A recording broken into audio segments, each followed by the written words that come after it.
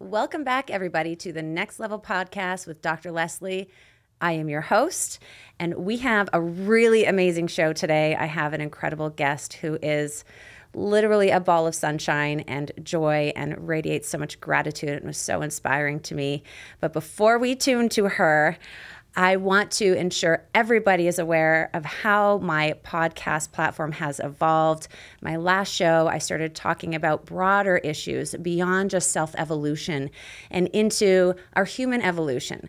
So talking about the different problems and challenges that we're facing in this beautiful time of us really upgrading ourselves and our life and coming into a higher version, not just expression of ourselves, but as a collective. So I'll be talking a lot about the issues, everything from childhood and the challenges we're seeing in social media to the relationship challenges we're seeing between men and women and everything in between. And of course, we'll be bringing it back down to how you as an individual can upgrade yourself and take yourself to the next level so we can all really make some positive change as a collective at the highest level. So very, very excited about this new direction and all this amazing momentum and the beautiful experts and guests I'm going to have on the show. So please stay tuned. It's going to be an amazing next session. So without further ado, my guest today is a powerhouse, so experienced, lots of amazing time she spent in so many different areas of life. Let's talk about them. She was was it 39 years? This is Kat. We like to call her Kat Hickland. Welcome, welcome. Thank you. It's good to be here. Yes, 39 years was it? You were on One Life to Live. No, I was on daytime dramas, which are soap operas. Soap operas. So I was on 5 different soap operas consecutively over a 39-year period. One Life to Live, I spent my last 12 years before I retired from acting.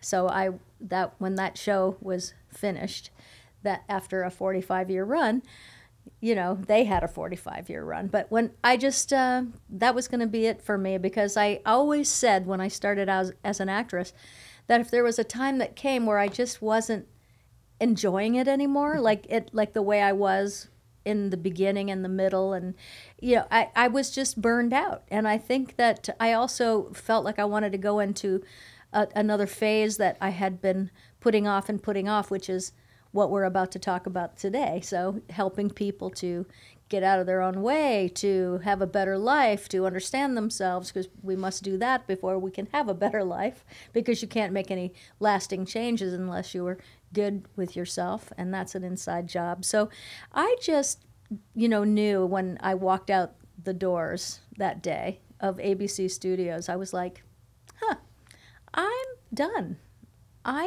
Wow, if I'm done, then I can live anywhere. I don't have to live in New York City. I don't have to live in LA. If I don't want to act anymore, I can live wherever I want. And I ended up in Las Vegas, and it was the greatest thing for me. So, yeah. That's amazing. Mm-hmm. So on top of those many years that you spent behind the camera, you also did some Broadway work. Yes, I starred in Les Mis on Broadway and then on the national tour as well. And didn't start singing till later in life, in my 30s, like studying. I sang in the shower my whole life. Right? That's the best way to start. I started studying opera at like 30 or something like that. And so it was really, just I'm a person that loves to create. And so when I create something, and if I conquer it, then, I will either keep doing it for a while, or I will move on to the next thing I want to create. That's just how my brain is wired. You were always like that from when you were a kid? Absolutely. Ever, since I was a kid, yes. Did your parents ever, say anything about you? Like, she's always doing X, Y, and Z when you were a kid? Well, when I was little, little, I was reading by the time I was like 2.5, and by the time I was 3, I memorized the order of the planets in the universe, and was just, I always had a odd way of thinking for a child. And so my parents, I came in the kitchen one day, I think I was like 3 years old, waddled in and said to my mom, do you want to hear what the order of the planets in the universe are? And she was like, sure. Let me hear the order of the planets in the universe. Sun, Mercury, Venus, Earth, Mars, Jupiter, Saturn, Uranus, Neptune, and Pluto. And she just looked at me. I had been studying a book about the universe. It was a coffee table book that was on our table. Well, wow, that's incredible. At 3 or 2.5. At 3, I had memorized that. And I think the first thing, what I cut my teeth on when I was 2 were Superman comics. I learned big words like kryptonite. It was really, I'm not kidding. So I think encouraging your kids to read anything is really good when they're little. But my parents thought that because I wanted to create things at such a young age, that they sent me to a shrink for kids. No, really? Yes, because they were worried that I had some severe ADD or something, And I took all the blotter tests. I remember this really well. Oh, yeah, that was a big thing, the blotting test. The blotting test. And so it was great because I would play the games that the doctor wanted to play in the office, and I knew what was going on. I was smart when I was a kid, really intuitive smart, and very, which is the most important smart, I think. Book smart and intuitive smart. Those are... You can get away with pretty much anything if you've got those two things, because you can't learn that in school. It's very true. You've got to have it, So I love talking about common sense on my show because I think, it's just a great topic, and whether it can be learned or is it innate or, these kind of things. But my parents got a, call from him saying there's nothing wrong with her. She's just really smart and intuitive and has a very creative mind, and that was great. But wouldn't it have been nice if they had just thought about that in the first place? But better late than never. Right. Yeah. Absolutely. Yes. So how did you get yourself into this industry, being behind the camera and entertaining the masses and being an actress? Was your family connected? Did you create this on your own? Tell us that story. Well, my father was he was a dentist, and he did the prosthetic dentistry, so he was incredible. You could never ever tell that someone's teeth weren't theirs. He was just an artist, and he was amazing. And word spread, even though I grew up in this little town in Florida, word spread to Hollywood about him because, of course, movie stars want to look natural, So Johnny Weissmuller taught me how to swim. He was Tarzan when I was a little girl. Burl Ives, who was Big Daddy on Cat on a Hot Tin Roof. And, It's just, I was around, Joe Namath was when he was with the New York Jets. And they would stay at our house when they came to get their teeth done just for the comfort, and we had a nice home. So they weren't connected, but I think that had an influence on me because I was around very creative people. But I knew when I was 6 that I wanted to be an actor, 5 or 6. And there was never any other thing in my mind except that. And I think, of course, when we are single focused on something, then we attract it. It's true. It's just quantum physics. It's just the way it is. And so whatever you think about is what you bring about, because that's just how that works. And so if you're focused on your problems, you're going to have more of those. And if you're focused on your goals, then, and you're laser beam like focused on things, something's going to happen. Shifts are going to take place. Opportunity will present itself. Whether or not you are ready for that at the moment it does is a whole nother story. Right. And so it sounds like, and this was very similar to my story too. I knew when I was 5. Mm-hmm. There are just certain things that I knew that my mom and dad remember. Like, again, you weren't a normal kid. You knew when you were 5. Mm-hmm. You tell people what you were going to do, which I'm now living out. And so when you embrace that and you understand that, and that's not dampened or that's not conditioned away, mm-hmm. and you allow yourself to really tune into that, then it's like you said, it just is We are energy beings. This is just how it works. These are universal laws or laws of energy, whatever you want to call it. It just is. Whether someone has a religious affiliation or not or whatever, there are consistencies in life that what you think is what you create. Yep. However you want to explain it, it just is. I mean, it's just a fact. It's biblical even. I mean, it talks about this in the Bible. So we're going back a few thousand years, okay? So Yeah. it's like really, it's not a new concept. Right, and it's a phenomenon that happens irregardless of Whether you someone's... know it or not. Right, Yes. whether someone's an atheist. We had talked about this at lunch, like Yeah. different religions and backgrounds, whatever. There's a common theme no matter what. This is just how it is. Mm-hmm. And so you knew, you had this knowing, and then it was just kind of like you. It sounds like your parents obviously didn't deter you. No one ever deterred me. So I had that going for me, and I'm so grateful for that, because it's bad enough, to dream big and not have the support that it would be nice for someone to believe in you. It's very important. If one person believes in you, that is so powerful. But the most powerful is that we believe in ourselves. And, I didn't have anyone saying, you can't do that. But as a hypnotist, I know that that's programming. And we are programming each other constantly, and so you have to be so careful what you say to somebody, because their subconscious mind is grabbing onto this idea as fact, whether it's true or not, because the subconscious mind doesn't know the difference between real or fake or fiction, fact, truth, lies. It just doesn't. It's just a fact-gathering machine, and so much of that affects the choices we make in every single area of our life. So we have to be really careful, Yes. about how we talk to each other. And that powerfully influences what we magnetize and what we bring to ourselves. And thankfully, in your situation, you believed in that intuition. You kept that. You had that knowing before anything was conditioned in you.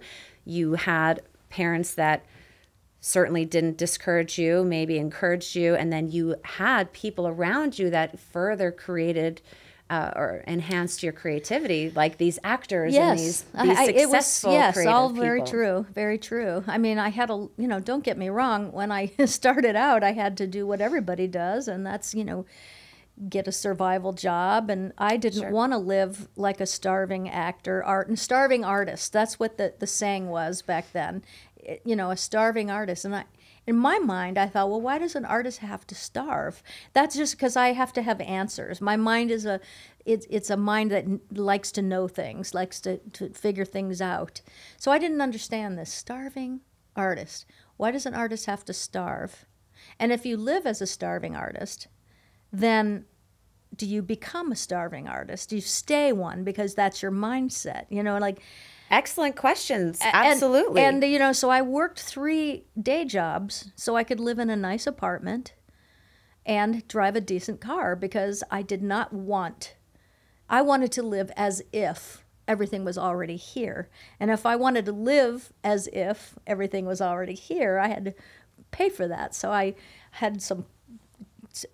worked a lot just to pay for that. But it was important for my mind, because I set up a style of living that I wanted to have for my life, and just built on that. And I worked hard, and I didn't have to work hard for long because of this way of thinking.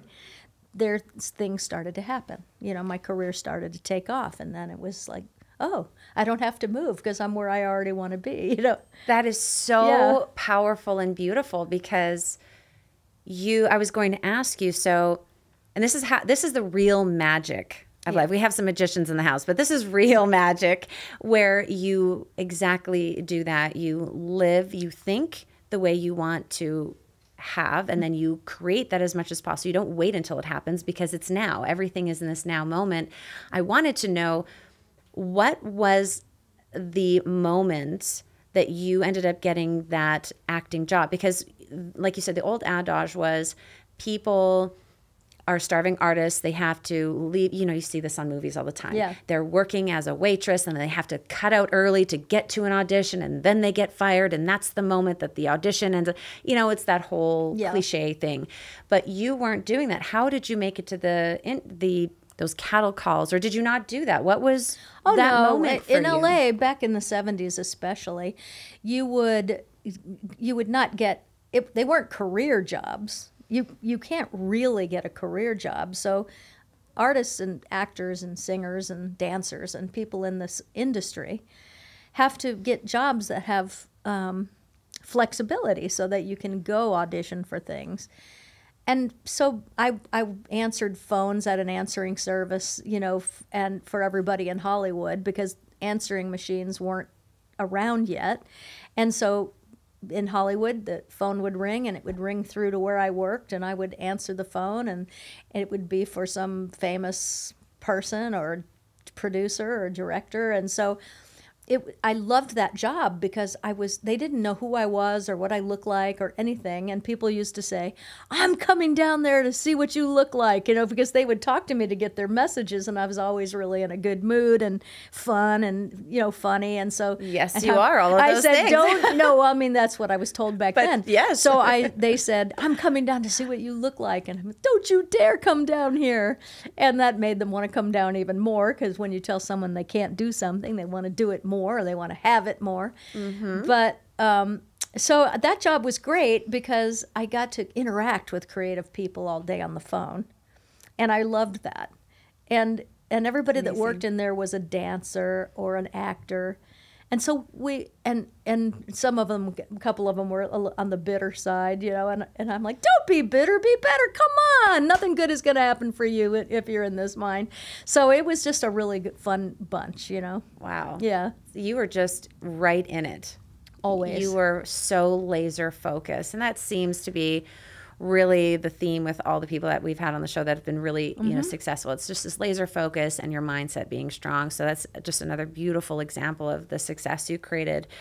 So fast forward to you left the showbiz, you decided to get into... I didn't leave show business. I left acting. Left acting. Yeah, because I knew I was going to be performing live on stage still.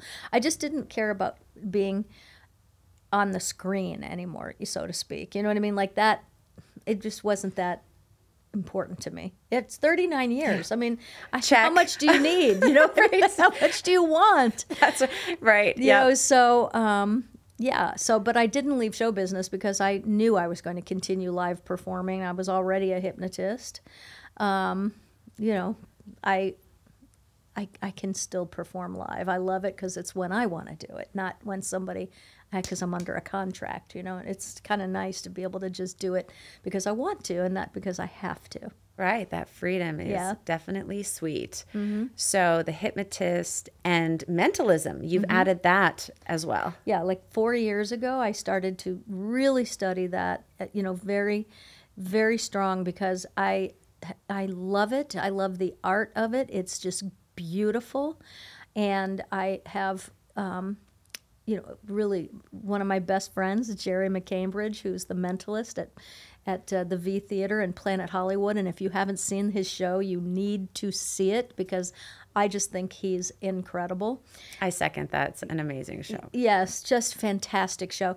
And, he's such a great showman. And so after I was probably close to maybe 8 months or so into the studying of this art, he offered to mentor me, which, I didn't ask him to because I don't want to ever tax my friendships. I never, ever do that because it's got an ick factor. You know what I mean? If someone offers, that's one thing, but you don't go to your friends and put them on the spot like that. I didn't do that. So anyway, it makes almost like you feel there's a debt almost. It feels stressed. Well, you feel like it's... Well, you don't want to put anybody on the spot. That's right. Yeah. Yep. Mm-hmm. So now it's been about 4 years. I'm going to subtract 2 years out of that because COVID came and I was not working anywhere during that time.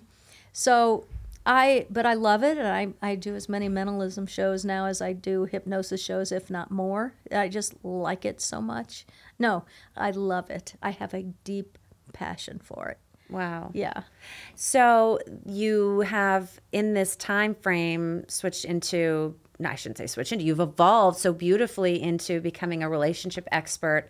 I'm sure mentalism plays so well and so beautifully into that. Actually, hypnosis is what plays into that more. Okay. Because the mind is everything, and how people think and how they see themselves in a relationship is, and also I can help people to stop doing things that are, because when we're in a relationship, everything we say and do, every word is either building the relationship up, feeding it, or tearing it down, starving it. That's how I feel about that. You have to understand that, because when this opens, something's going to happen. And if there's enough of that where it's not thought through, the damage can be really bad. It can be heartbreaking. So I think that just knowing how the mind works as well as I do, and learning to, if I have to take people back and regress them, not to a past life, because I don't believe in past lives, so I don't do that. But I believe in DNA past lives, not past lives. Mm-hmm. I think that the things that are explainable, inexplicable, is because of DNA in history going back. Mm-hmm. Like when a child can be a pianist virtuoso at 3 years old, I mean, you have to explain this. It's just no explanation for it. But somewhere in that past DNA, there was a genius. Right. And he got the DNA. Yeah. And so, but I do regress people back to childhoods, because I can get people pretty quickly to, things happen that go with us in our lives, and why and how we behave, somewhere between, I think, like 2 and 7. Let's just say that for.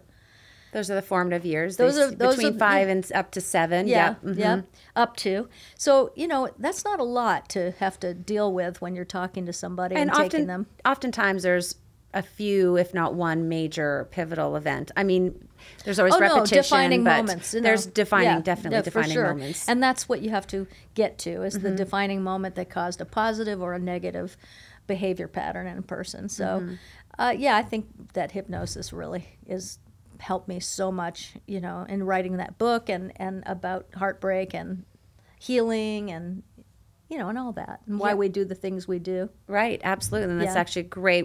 I'm going to show the books here. Okay. These are awesome, and we can zoom in a little bit on those. So I know there's a story or many about how you got so passionate about relationships. I'm sure you've had a relationship or two, or challenges. Yeah. Tell us a little bit about those pivotal moments that made you really want to become this expert in relationships and really help people. Well, if you hand me the heartbreak book, it's called The 30-Day Heartbreak Cure. I'm just looking for my glasses. The 30-Day Heartbreak Cure came about because I did have my heart broken. I've only had my heart broken, actually, in my life. My heart was broken, and that's what made me write this particular book at that time. But I also think that other people don't break our hearts. We do. We break our own hearts because we make more of a relationship than it actually is. We're not living in the present moment, and we're too busy being in love to see what's really happening or what's really being said. We miss a lot of things we shouldn't because we're in la-la land, It feels so good, but people get lost in expectation, right? Do you think it's expectation? Or is it we blind ourselves and we are making something more of what really is? Well, sometimes we want something to be what it is so bad that we make it that in our mind, and in reality, it's not really that. Mm-hmm. Or, somebody moves too fast and the other person gets scared, or, it's just, there's so many things that happen in the beginning, but mostly we're not listening. Mm-hmm. So I always tell people, when you meet somebody new, you do the full disclosure list. It's called the FD list. And you say everything on legal pad that you think will delight that person, and then you do another page of things that you think will potentially drive them a little crazy about, things about you, habits. Because those are the last things to present themselves. Right. And it's sort of like outing yourself and all your stuff before they find out, which is really great because, then you say, hey, I told you that in the beginning. And I love this idea and this exercise because you also have to be incredibly self-aware and in tune to be able to write that list. And if someone is not willing to do that, that's a big tell right off the beginning, or right off the bat.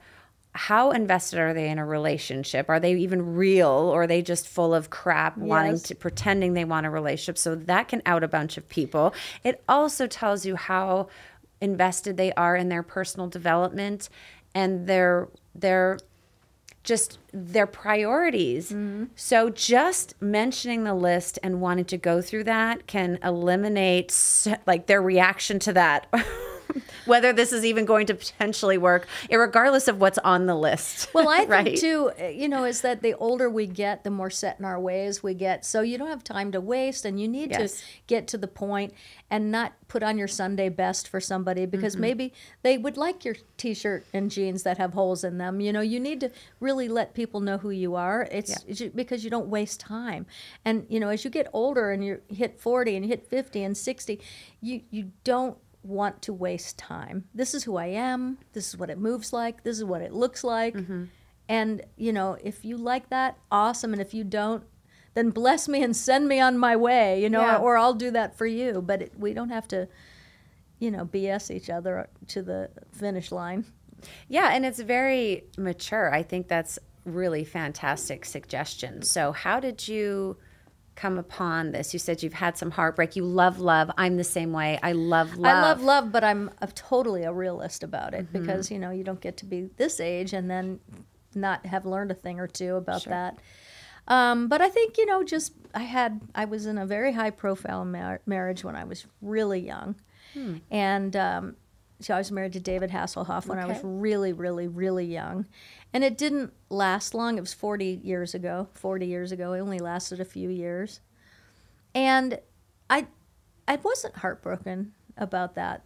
That wasn't working. And so, if something's not working and it's not ever going to work, you just have a knowing of this, then, you get out without losing too many tiles. You know what I mean? You have to get out as best you can and hope that not, people aren't too hurt. And so that I wasn't heartbroken over that because there was just a lot of water under the bridge, even only after a few years. And so I was okay with that. It was hard because, you're in the public eye and everyone knows your business. And when you're young, that's a big deal. Now I don't really care, because you get a sense of self and you're just like, hey, this is me. This is who I am, so. But when you're 22 or 25, you care about what people think because no one's taught you otherwise. And you're 22. You don't have enough tools to It was hard. know. That was hard to have my life unravel in the public, and all that. But, but then I really was married then after that for 17 years to a fantastic person, really great person, and that was heartbreaking for it to end. But it's not because I'm leaving you. No, I'm leaving you. It was a heartbreaking to end because we like each other so much, and we still do. We're still really good friends. And that's what happens when you have two emotionally mature people, that you can end something without it ending horribly. That's the goal. Right. You don't need to carry that baggage. But if someone isn't going to hold up their emotional intelligence end of it, then you just have to be okay with it. Because that's the way it is. And then, so right now I've been married for 11, going on 12 years. Congratulations. Thank you. And this is it for me. You know what I mean? Like I'm very happy. Good. But the full disclosure came about because I was not young when I met Todd, and Todd wasn't young when he met me. So we were like, let's figure this out as soon as possible, because it feels like we are really crazy about each other. So let's just put the brakes on a little bit and do the full disclosure and get to know each other a little bit, you know. And so that's how the full disclosure came about, because I was like, how do you get to know somebody fast? And that's assuming they're being honest. Right. But you will find that out. And then you keep the list. I'm sorry. However, you didn't put that on the full disclosure list. I don't see it here. Can you grab me that Sharpie? Not the pen, the Sharpie. Waterproof. Perfect. Okay. And you know, so that's why you keep the full disclosure. It's just in case they weren't being honest. That's lovely. Yes. Oh my gosh, this is such a great idea. Yeah. So I want to go back to the book, the Getting Over Him, and what is it? Getting Over Him and Back Out There. And Back Out There in 1 month. So what's like your number one suggestion in the book? Like the number one strategy you would recommend, or to start with? To do what? To get over him. No contact for 30 days. That's the biggie. That most people crack under. I've heard that there's a difference between men and women. Men will crack at week 2-ish, and women are more likely to crack at 3 or 4. Is that true in your expert opinion? I think it's more, because I interviewed so many men for this book. So there's 2 things I discovered about men that a common thread.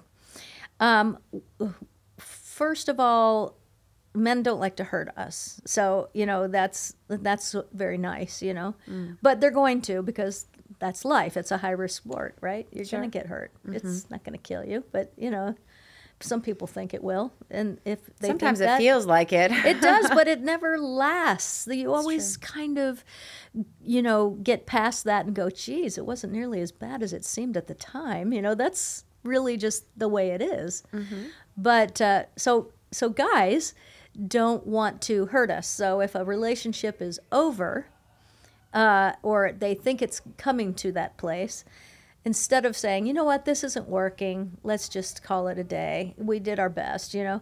No, they will make you want to break up, you know, with them, so they don't have to do that, and then they don't have to feel guilty about hurting you. Does that make sense? But they hurt you by being... No, I understand. Acting, you know... No, but that's a fact. But I'm not putting men down, because I love men. I'm just saying the differences between us is that we want to try to figure it out, and guys just want it over, so because they've moved on in their mind, in their heart, or whatever, and you know, so they will drive you nuts so that you break up with them and they don't have to do the dirty work. And so, but this is a common thread in every guy friend I have, which I have so many guy friends, because that's just the way it's always. I was raised by a single father, so, you know, that just is normal to me. Sure.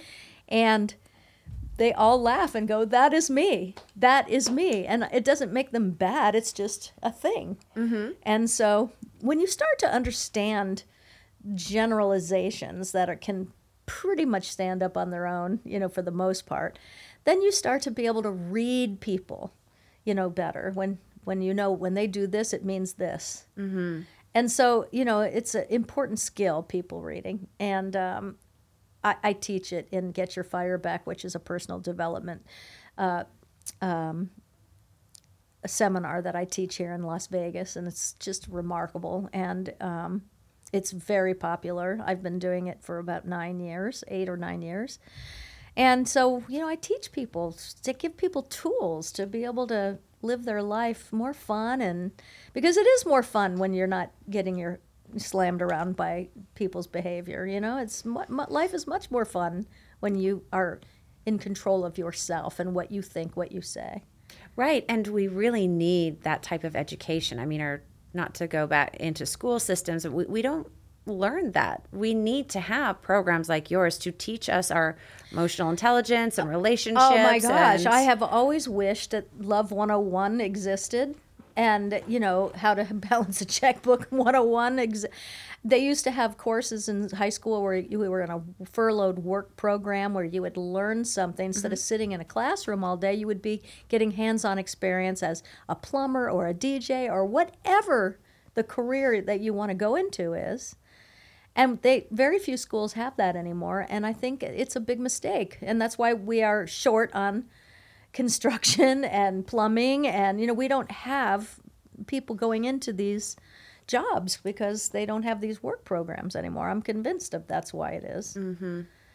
That's a whole other episode, talking about the challenges and the infrastructure we need as human beings to be our best selves. Well, because if you know what you want at an early age, and some people do, then get on with it. You don't need to have a degree in calculus to do plumbing. You know what I mean? Right. Get on with it and get your skill and all that. Yeah. Yeah. So I just think, anytime you can help a human being realize what they want, it's pretty great. So with the relationships that you work with, because you've worked with many couples, we had talked a little bit before about communication and the importance of that, and your natural gift to be able to know when interacting with couples if they're going to be able to survive or not. Tell us a little bit about the common challenges you see in relationships, sort of if there's a handful or one typical problem or difference between men and women that needs to just be reconciled. Well, I just think, women really need the needs of a woman are a little different than the needs of a man. And so, like women really want to be heard and seen and communicated with. And that not everybody is good at communicating. And, that's another thing I teach at Get Your Fire Back is how to communicate. And more important, how to, stand on your own and actually keep things on track and maybe win, if you want to say, because that's, I had to pick that word carefully because it isn't really about winning, but it's about not being taken down, in an argument. It's about holding your own, keeping calm, keeping your thinking calm so that you can't be thrown off track, whether you're arguing with your boss or a friend or a boyfriend or a girlfriend, it doesn't really matter, and it's all the same. It's about, just learning the art of communication. So I think that's the big thing is people don't listen to each other. They start thinking about, fantasies and maybe because of social media, meeting other people is really easy now. Mm-hmm. So, there's ways people cheat now that weren't around, when I was younger. And, they can meet people easily and people can be whatever you want them to be because that's what con artists do. And so social media is full of that. Right. You had mentioned before we started recording today that men tend to be more impulsive. So you talked a little bit about women's sort of desires and needs are and the difference about men and their challenges. So how does this impulsiveness end up causing strain on a relationship? Because what I said earlier when we were talking was that women, the last thing to leave the house, if a woman is leaving you, the last thing to leave is her body, because we tend to go over things, keep score, it's not all pretty, what I mean? But, oh yeah, I get it. And so you're a scorekeeper, you've got, all these things that you're building a case sort of, and then because there's no communication. So, you've been worn out and then you want to stick and hang in there, and all that, but it's just gotten to the point where it is over, and so you finally concede, and the body walks out the door, but your heart and mind walked out way before that. So women are more like once they're done, they're done. When their body leaves, it's like it's very challenging to get them back. It's done. It's challenging to get them. If you push them to that place, yes, it's going to be hard to get them back. And I would completely agree with that. I mean, being a woman in my marriage, I was done way before, and I literally knew a week before. Yep. And I was just waiting for that next ridiculousness. Yeah. And that was just it. And I said, we're done. Yep. We're done. Like, this is it. It's finished. Whereas a guy, some people sometimes say, not this. not all men are alike, not all women are alike. I do not want to sound like that, because we are not. This is very general speak, but it's real speak, because, guys, they can see squirrel, there's a shiny object, bright shiny object over, oh, look at that. And without thinking through what might happen in a realistic sense, looking ahead. They don't look ahead as much, and so they might make a mistake and break up with somebody because they see somebody else over here, right? Without actually fully knowing what this is over here. And, everything, anybody can keep up a facade for, I don't know, 4 weeks, 6 weeks. Some of them are really good, 3 months. 3 or 4 months, exactly. But nonetheless, what happens is that the person stops behaving in the way that was attractive to you in the first place. And then you wish that they would come back. And so you hang in another couple of years, convincing yourself that it just is going to take this or that, and that person is going to come back, but they're not going to come back because that's not who they authentically were. And so you have to understand not to waste your time. We all do. We all do. But we help, men and women, we help to make each other better. And that's how you know when you're in a good relationship, because you like who you are when you're with them. They like who they are when they're with you. You actually listen and learn something, and they learn from you. And this is what I think creates a really healthy relationship, is just respect. Someone's going, man, my husband is a really good man. Never ever never lose sight of who is in your life in that way, and acknowledge it to them. That's another thing, is that we acknowledge someone's greatness. So is there a practice that you would recommend someone in a relationship, whether they are having troubles or not, to keep focused on harvesting and nurturing that relationship? Like how do you do that in your relationship, if you want to share, keeping focused on, right, my man is a good man, and this is like, do you keep a list? Do you have a affirmation that you do? No, I think that, behavior noticed increases, right? You understand that concept completely. So behavior noticed increases for me is, it's not just with kids, like you notice a person's behavior and you're going to get more of that.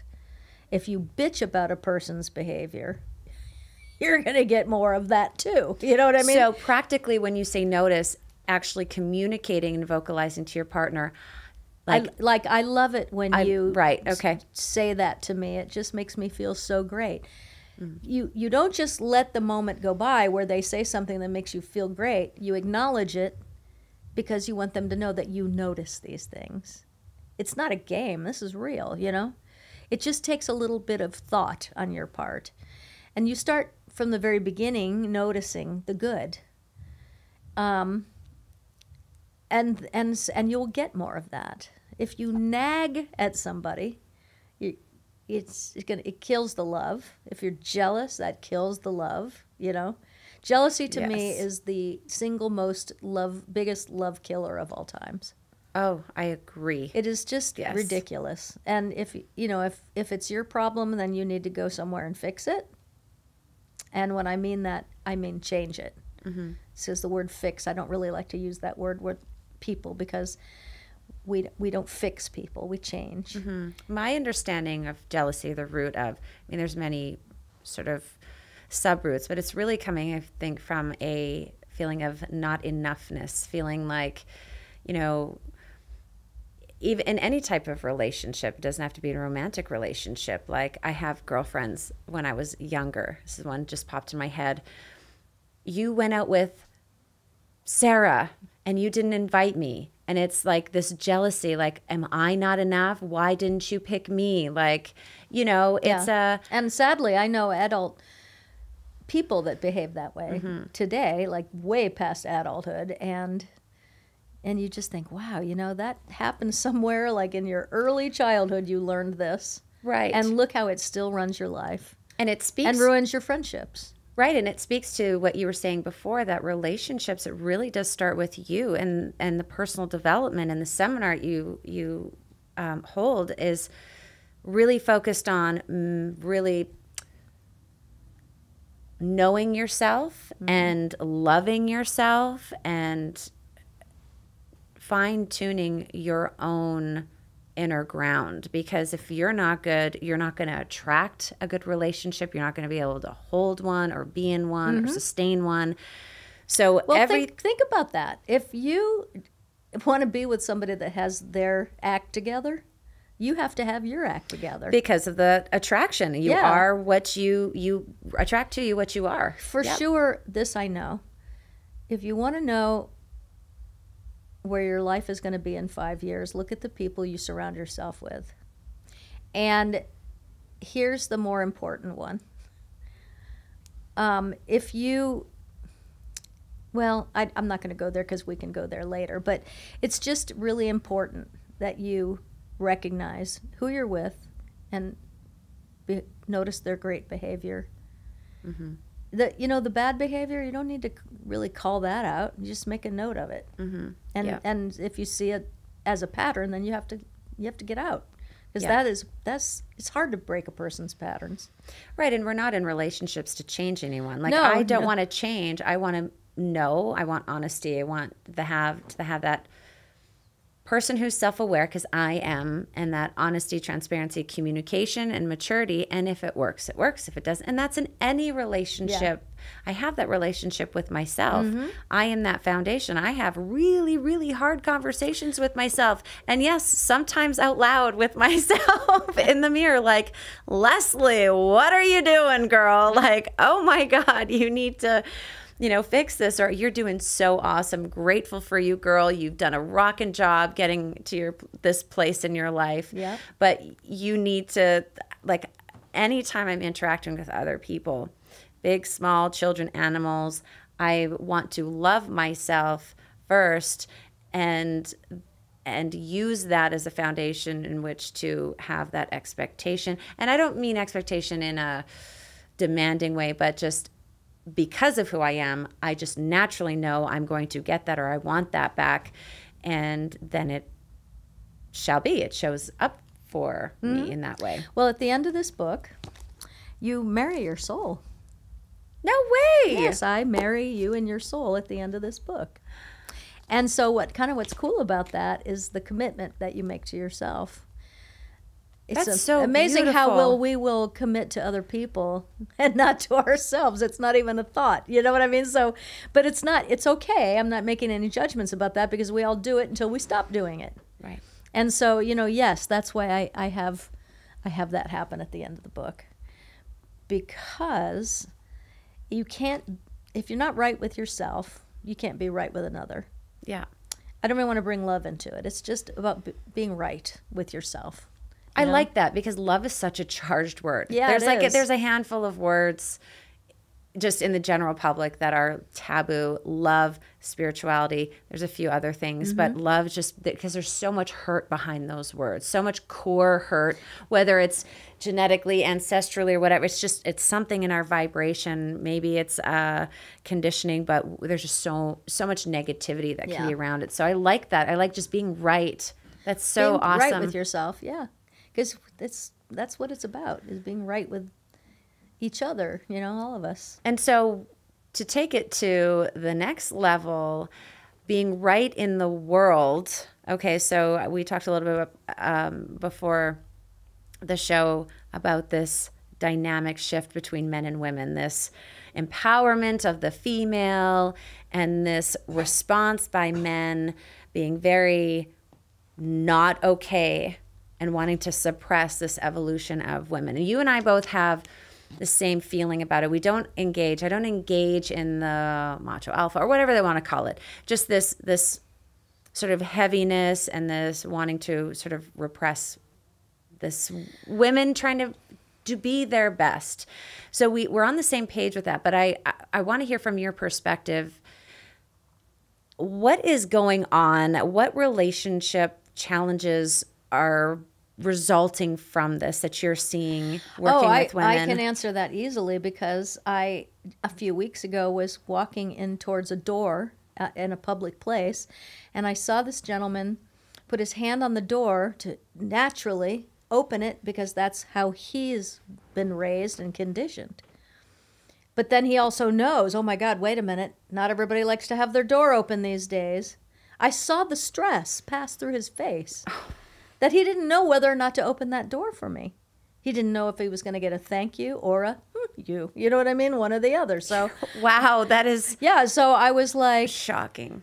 I said to him, I would love it if you would open my door. Thank you so much for being a gentleman. And he was just relieved. And he opened the door. And I said, never stop doing that. Because there's enough of us left that want to be.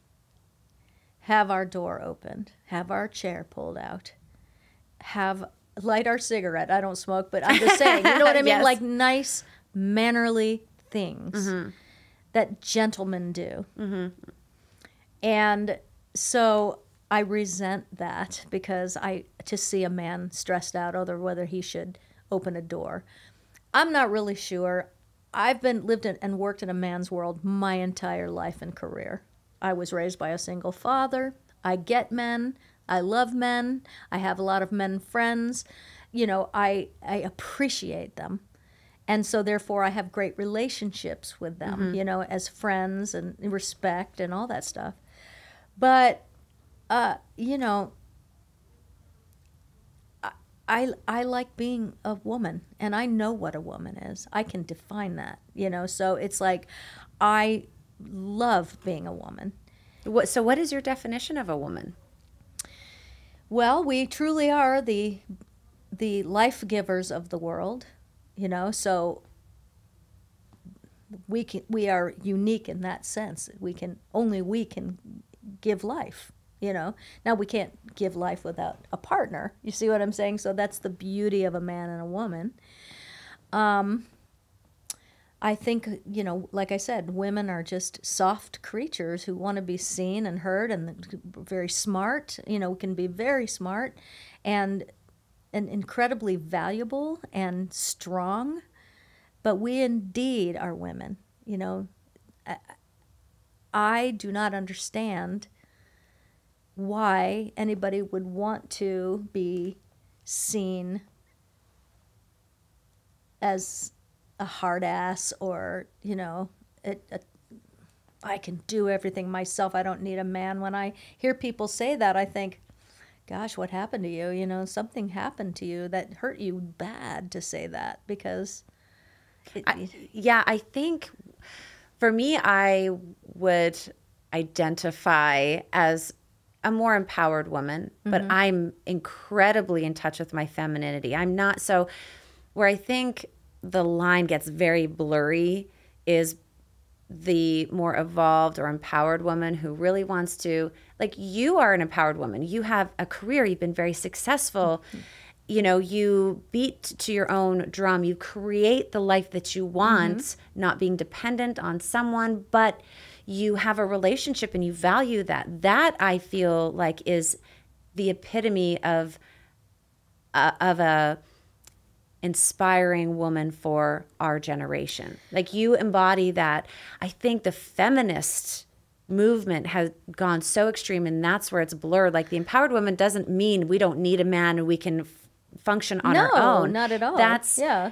You know, and I think the empowerment is within your mind, your heart, and all that stuff. But there's no need, at least in my way of thinking for my life, I don't need to prove anything to somebody. Yeah. And I have worked in, like I said, in the man's world my whole life, and I've gotten along with men. And if being in show business my whole life, I mean, that, of course, I got hit on as a young girl as an actress, but I just dealt with it. You know what I mean? I made a joke out of it. I got clever about it. I would remove myself in some way that didn't make anybody feel weird. You know what I mean?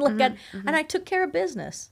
And this is how I've always conducted my life. And I just wish we could teach people how to do that instead of having to put one gender down, you know, to make yourself seem so, I don't know, like what the word is that I want to say there. I just think this is why relationships are so hard to come by now. I really do. Remember some years ago, maybe 4 years ago or 3 years ago, and there was somebody and the women cracked the code, and in California, every corporation has to have a female on the board of directors or something like this. And I'm listening to this and I'm thinking, thanks, you just made us tokens. You know what I mean? Like, yeah. We can still make it to the board of directors just because we earn it. Right. We're valuable. We're not like... I get it that men make more money than us in certain... when I was an actress, I was more valuable to a show, but I knew my co-star was making more money. So I had to say, I'm leaving if I don't, when my contract is up, negotiate it, and be willing to walk away from a perfectly awesome job to get what he's getting. You see what I'm saying? So I did that, and it turned out in my favor, but it could have easily turned out in another favor. Mm-hmm. But you just have to be courageous, no matter what, in this life. You just have to have a knowing of yourself and what you can take and not take and how far you're willing to go for something. But no, I like being a woman. I love cooking dinner for my husband. I love being a woman in every sense of the word. And there's such a beautiful balance that can be had. It's just knowing the path forward, knowing the path there and having the tools. So with your book and your seminars. Men don't know their place anymore. I think that's going to be the biggest thing that I would say that all this labeling has done. So what support? I mean, there's so much support for women right now to help them get to their more evolved. I like using the word evolved because that's really what all the podcast and everything is about, the self-evolution, the evolution of humanity. But men, they don't know their place. Like the poor guy who just wanted to open up the door and he's like having a panic attack. Like that's so sad. This isn't me supposing. I am telling you, this is what I am told. So we're putting a call out for more support for men, how to evolve themselves and how to be it's not easy though. I mean, you have so many women that have different interpretations of what they want and expect. And I mean, where would we even begin supporting men in all of the diversity that women have education. Turned into? I don't know, because honestly, what would you, educate people on, people like to say we're from Mars and Venus, but we're not. We're all from planet Earth, and we just have to learn to understand each other. Right. And it's fun to learn this. I mean, it's joyful work. And when you set out to understand something outside of yourself, you're doing a really great thing. Mm-hmm. And you have a chance at, here's where my education from this came from. So if you ever really want to know yourself in a way that, you can't get any other way, you go back to the people you were in relationships with. Oh, wow. And you say, why didn't we work out? And be willing to listen and be willing to not get offended and to be willing to be open to learning something about yourself that day. And you will know, if you are in touch with yourself, you will know whether that was his problem or if he's telling you something that you can actually work on because it rings true within you when you stop and get over whatever emotion you're feeling at that moment. Wow, that's a challenge to all of the listeners. You want to learn something about your relationship mistakes, I will tell you go now. Back to your exes. I mean, if you have the nerve, but not, even if you just can go back to one that you still are friends with, you don't want to put yourself in that situation, mm-hmm. But otherwise. But, I did this, and 2 people told me the same thing.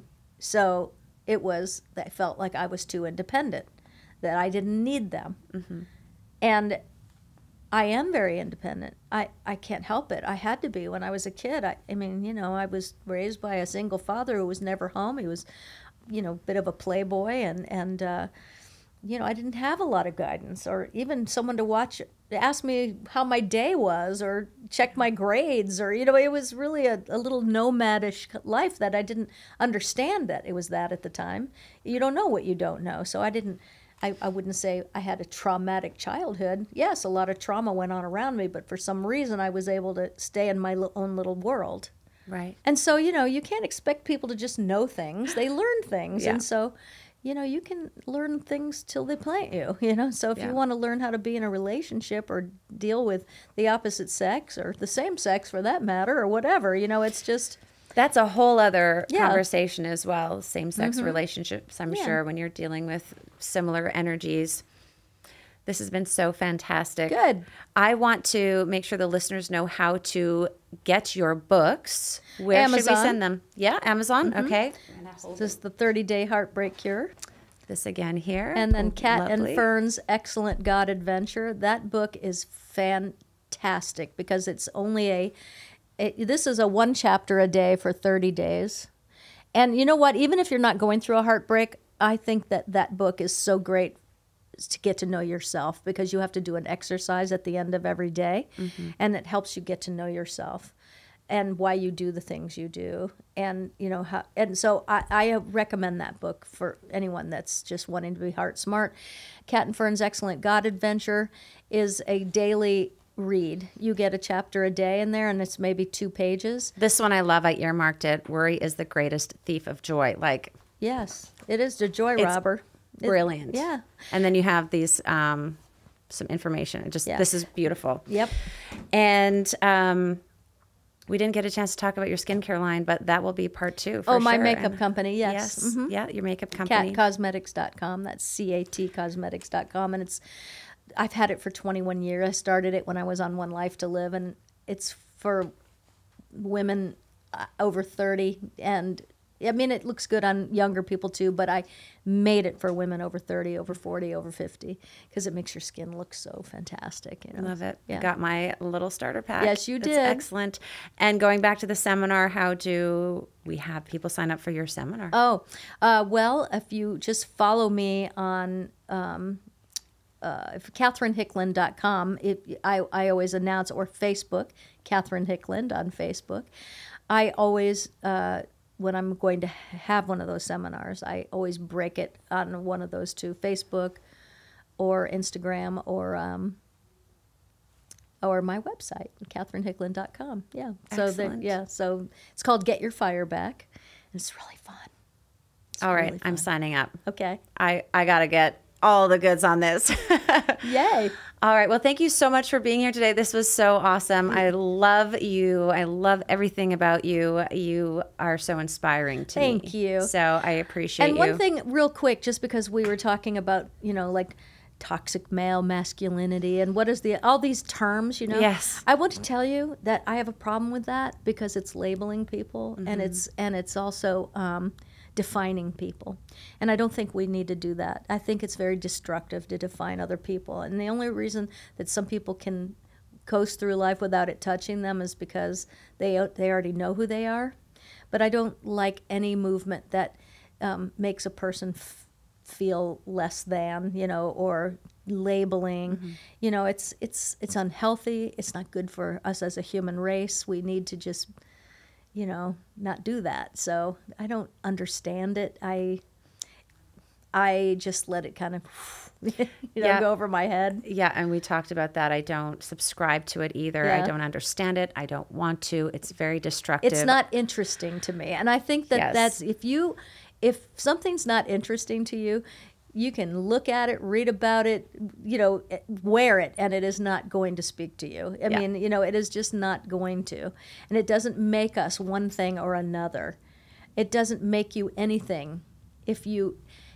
We are free to be who we are. We should be free to be who we are, our authentic selves, without hurting other people to get there. That's just how I look at it. Amazing ending sentiments. I love that so much. Again, thank you, Kat, so much for being here. Thank you for having me. All right. Until next time, everyone.